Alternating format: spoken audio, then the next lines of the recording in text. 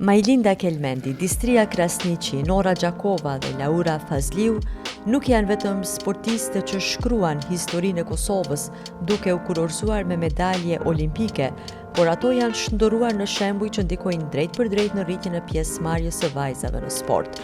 Ato trasuan rrugën që vajzat tjera ta kenë më të lehtë rrugtimin e tyre në sport. E tash duket se nuk mungon edhe mbështetja institucionale. Ato janë krenaria jonë fikse pare, vajzat e arta nëse i quajnë.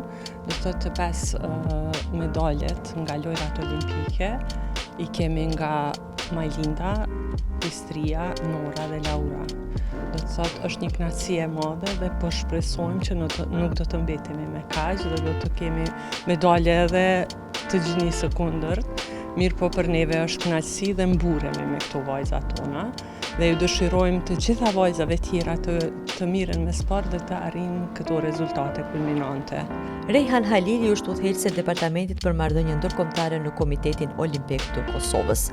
Ajo thotë se arritjet e medalisteve olimpike janë rezultati një pune të qëndrueshme.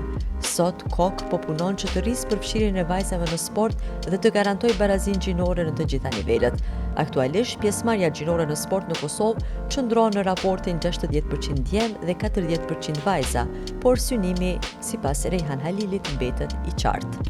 Do të thotë Komiteti Olimpik synon edhe Komiteti Ndërkombëtar i lojrave olimpike synon të ketë barazi në pjesëmarrje 50-50. Komiteti Olimpik i Kosovës tani e ka kvotën 60-40. Dhe po synojmë ta mbajmë këtë kvotë, mirë po synimi më i madh është për neve që në lojrat mesdhetare që do të mbajnë në Kosovë, të kemi 50-50 që të arrijmë.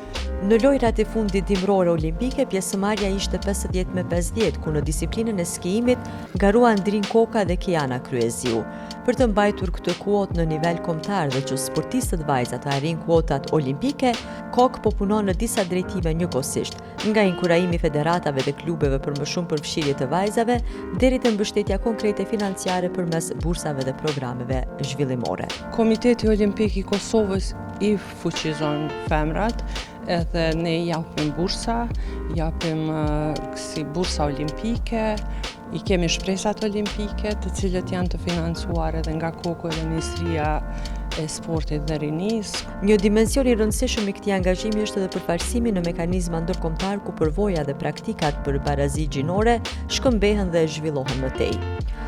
Unë, siç e përmendët edhe ju, jam antare e Komisionit Barazia Gjinore në Sport e ENKSOS, e cila është European NGO for Sport, tash e 6 vite, dhe në muajin nëntor të vitit të kaluar, unë jam emëruar në presidente e Komisionit Femra në Sport të ICMG-s, që është Komiteti Ndërkombëtar i lojrave mesdhetare.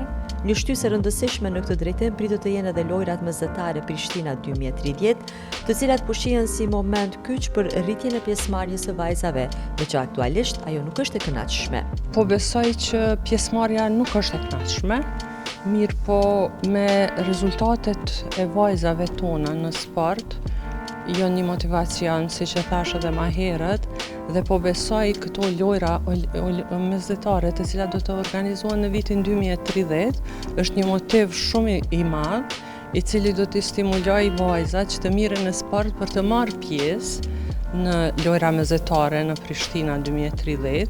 Nga sukseset individuale të kampionëve si Majlinda Kelmendi, Distria Krasniqi, Nora Gjakova e Laura Fazliu, deri te politikat konkrete të institucioneve, do të duhet të ndërtohej një zinxhir i plot fuqizimi, ku inspirimi dhe mbështetja shkojnë paralelisht për të hapur më shumë rrugë për vajza në sport.